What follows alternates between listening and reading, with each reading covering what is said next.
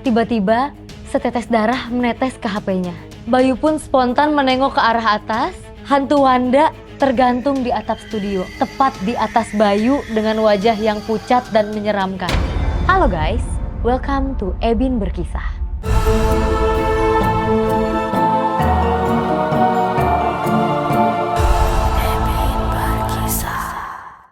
Hari ini aku mau bacain cerita mistis lainnya yang dialami oleh para musisi. Nah, udah ada lagi nih kisah yang masuk ke email aku. Yuk kita cek. Kisah kali ini dikirim oleh Bayu. Halo Ebin, perkenalkan saya Bayu.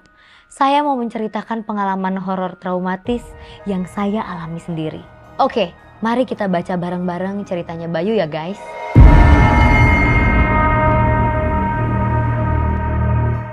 Waktu itu Bayu yang merupakan seorang produser band indie lagi rekaman single terbaru mereka. Cerita dimulai ketika sang gitaris baru selesai merekam gitarnya.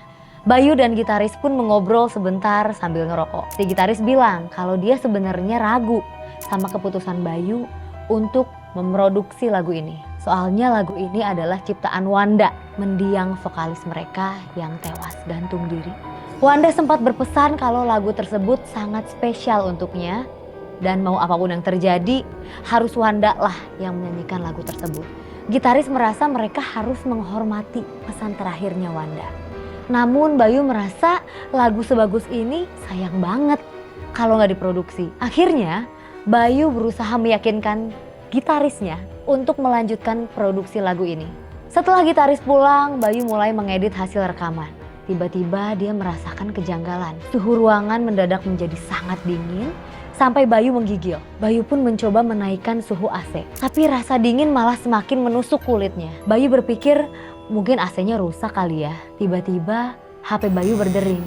Vokalis baru mereka yang namanya Dara menelepon. Dara bilang kalau kemungkinan dia akan telat sampai ke studio karena hujan turun sangat deras. Akhirnya Bayu pun selesai mengedit hasil rekaman gitar. Gak kerasa ternyata jam sudah menunjukkan pukul 12 malam. Namun Dara belum juga tiba. Bayu mengambil HP-nya untuk menghubungi Dara.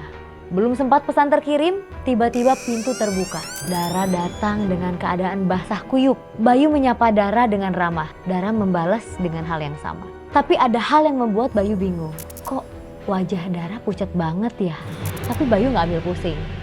Paling Dara cuma kedinginan kali ya, karena habis kehujanan, pikir Bayu. Setelah Dara mengganti pakaian, mereka pun mulai sesi rekaman. Bayu menangkap kesamaan antara Dara dan Wanda. Keduanya sama-sama melakukan urutan teknik warm up atau pemanasan vokal yang sama. Saat Dara mulai bernyanyi, tubuh Bayu terasa membeku karena suara Dara sangat mirip dengan suara mendiang Wanda. Saat Bayu sedang memperhatikan Dara dari balik ruang kaca, dengan penuh tanya, Dara pun selesai bernyanyi. Dara tiba-tiba menatap Bayu dengan senyum menyeringai yang mengerikan. Jantung Bayu berdegup sangat kencang. Dia panik dan meminta Dara agar gak memasang wajah seperti itu. Tapi Dara hanya diam saja sambil terus menatap Bayu. Tiba-tiba kepala Dara berputar 360 derajat. Saat kembali menghadap Bayu, wajahnya berubah menjadi wajah mendiang Wanda. Berding! Bayu sontak berteriak dan panik. Dia segera berlari menuju pintu keluar. Namun sialnya, pintu terkunci. Dia berusaha menggedor pintu dan berteriak sambil minta tolong. Tapi gak ada orang lain di studio itu. Saat Bayu melihat ke ruang take vokal, Dara udah gak ada dong. Bayu pun memberanikan diri untuk kembali ke mejanya dan mengambil HP. Lalu menelpon Dara. Ternyata Dara sudah mengirimkan pesan dan menelponnya berkali-kali. Hujan terlalu deras dan jalanan menuju ke studio pun banjir. Dara meminta maaf karena dia nggak bisa untuk take vokal di hari itu. Jantung Bayu langsung terasa mau copot. Kalau gitu, yang tadi rekaman sama dia siapa dong? Tiba-tiba setetes darah menetes ke HP-nya. Bayu pun spontan menengok ke arah atas. Hantu Wanda tergantung di atap studio, tepat di atas Bayu dengan wajah yang pucat dan menyeramkan. Karena Wanda matinya gantung diri guys. Dan dari mulutnya menetes darah, matanya besar melotot ke arah Bayu. Wanda berteriak dengan suara mengerikan, "Kamu kenapa nggak nepatin janji?" Hantu Wanda pun meloncat dan mencekik Bayu. Matanya melotot menatap ke arah Bayu dari dekat. Bayu gemetar ketakutan. Dia berusaha menutup matanya, namun seolah-olah dipaksa menatap matanya Wanda. "Kamu udah lupa sama janji kamu," bisik Wanda. Wanda pun akhirnya menceritakan kepada Bayu kenapa lagu tersebut sangat spesial baginya. 1 tahun yang lalu, Wanda dan pacarnya, Elmer, terkenal sebagai pasangan yang sangat bucin. Suatu ketika, Elmer mengalami depresi karena ibu dan ayahnya bercerai. Hidup Elmer hampa dan hilang arah. Bahkan, Elmer pun sampai mengkonsumsi obat-obatan dan juga alkohol sebagai pelarian dari rasa sakitnya. Tak kuat lagi untuk menjalani hidupnya, Elmer pun mengakhiri hidupnya dengan gantung diri. Wanda merasakan kehilangan yang begitu besar setelah kepergian Elmer. Dia mulai depresi setelah mengetahui ternyata dia tengah mengandung anaknya Elmer.